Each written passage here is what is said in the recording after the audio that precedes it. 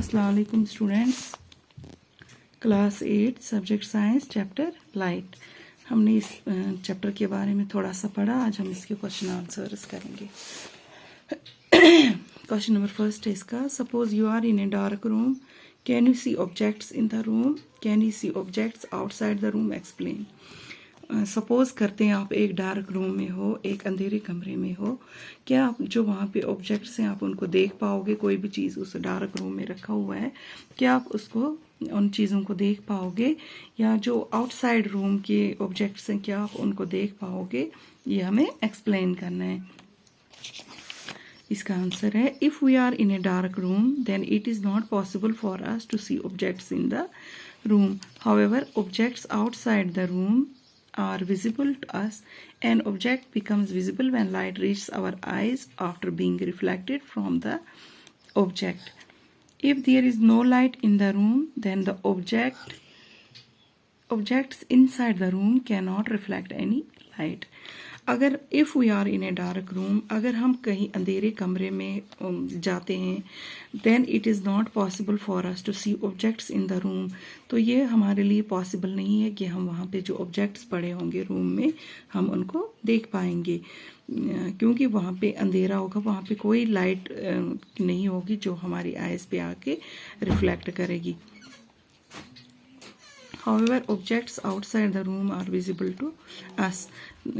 An object becomes visible when light reaches our eyes after being reflected from the object.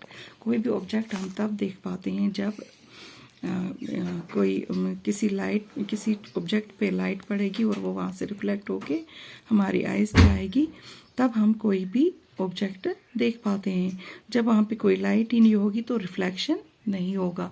If there is no light in the room then the objects inside the room can not reflect any light. जब वहाँ पे कोई light ही नहीं होगी तो कोई भी object हम उस रूम में नहीं देख पाएंगे, क्योंकि कोई रिफ्लेक्शन वहाँ पे नहीं होगा।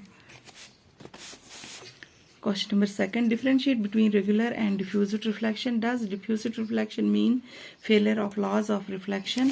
हमें डिफरेंशिएट करना है रेगुलर और डिफ्यूज्ड रिफ्लेक्शन को, और ये भी बोलना है जो डिफ्यूज्ड रिफ्लेक्शन है कि इसका ये क्या लॉज ऑफ रिफ्लेक्शन का फेलियर है। ये regular reflection takes place from a smooth और a regular surface.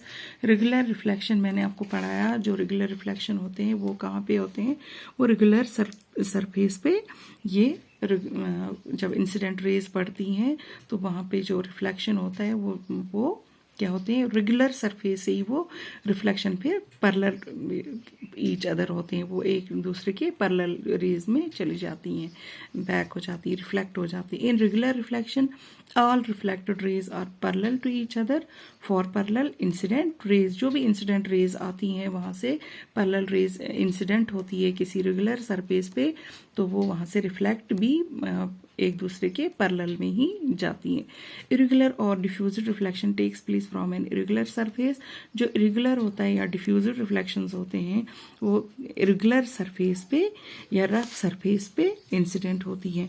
The reflected rays are not parallel to each other. जो वहाँ से रिफ्लेक्टेड रेज जाती हैं वो भी एक दूसरे के पैरेलल नहीं होती हैं। फॉर पैरेलल जो incident raise parallel incident raise incident होती हैं किसी रेगुलर सरफेस पे, फिर जो वहाँ से रिफ्लेक्ट होती हैं वो एक दूसरे के पैरेलल नहीं होती हैं।